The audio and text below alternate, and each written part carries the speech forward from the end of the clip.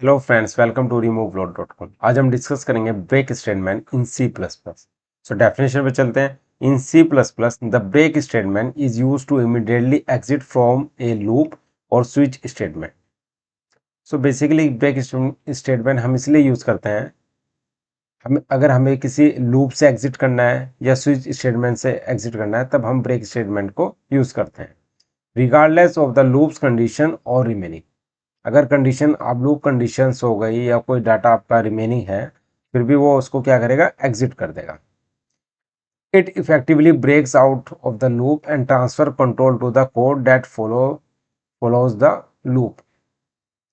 सो basically break statement की definition हो गई है। अब इसका सिंटैक्स सिंपल ब्रेक और सेमीकोलन आपको यूज करना है।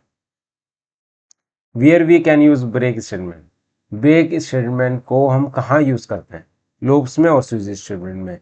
Loops in for while and do while loops we can use break statement.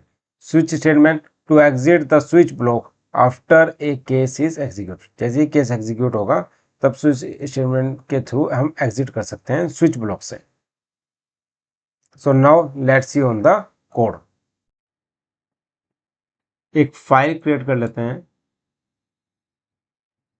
break.cpp। इसमें इसको इंक्लूड कर लेते हैं, इंक्लूड इनपुट आउटपुट स्ट्रीम। इसके बाद using name space std int main entry point function हमने यूज किया। इसको करने के बाद एक फॉर लूप चला लेते हैं, int i equal to 1, i less than equal to 5, i plus plus.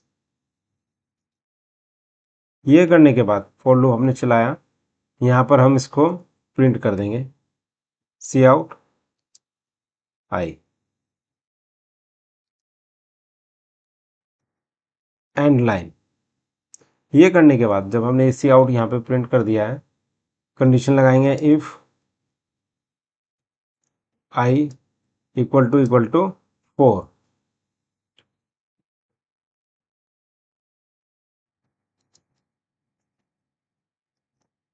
Break statement use किया, अगर i की वैल्यू 4 के बराबर है तो क्या आ जाए, ब्रेक हो जाए।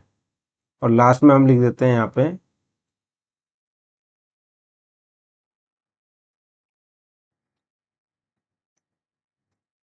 पे लिख देते हैं सी आउट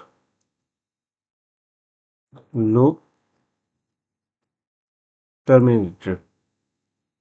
तो लूप टर्मिनेट हो गया, एंड लाइन। ये हमने कंडीशन यूज किया। ये जो हमने प्रिंट किया है इसको हम क्या करेंगे, यहाँ पर यूज करेंगे नीचे की तरफ, और इसको हम ऊपर को सेव कर लेंगे। तो मैंने क्या किया, इसमें इंक्लूड किया input output stream, namespace को इंक्लूड किया, इंट मेन, फॉर लूप चलाया i इक्वल टू 1 से i less than equal to 5, i plus plus. अगर कंडीशन i इक्वल टू 4 है तो ब्रेक हो जाए, और सी आउट में क्या i को प्रिंट कर दिया। यहाँ पर भी सी आउट लूप टर्मिनेटेड। अब इसको फाइल को हम एग्जीक्यूट कर लेते हैं, g प्लस प्लस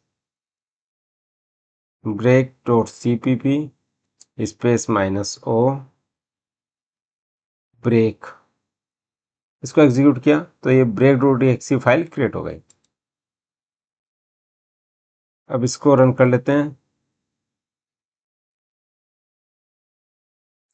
1 2 3। आपने देखा इसे i इक्वल टू 4 है तो क्या आ जाएगा, ब्रेक हो जाएगा। तो आपने देखा इस तरह से 1 2 3 वैल्यू आ गई है और लूप टर्मिनेटेड हो गया है। और ये आपने देखा होगा कि ब्रेक स्टेटमेंट मैंने किसमें, फॉर लूप में यूज करके आपको बता दी है। स्विच स्टेटमेंट के लिए आप मेरा यूट्यूब वीडियो देख सकते हैं कि स्विच स्टेटमेंट में मैंने ब्रेक कंडीशन कैसे यूज की है। So thank you so much and kindly subscribe my YouTube channel.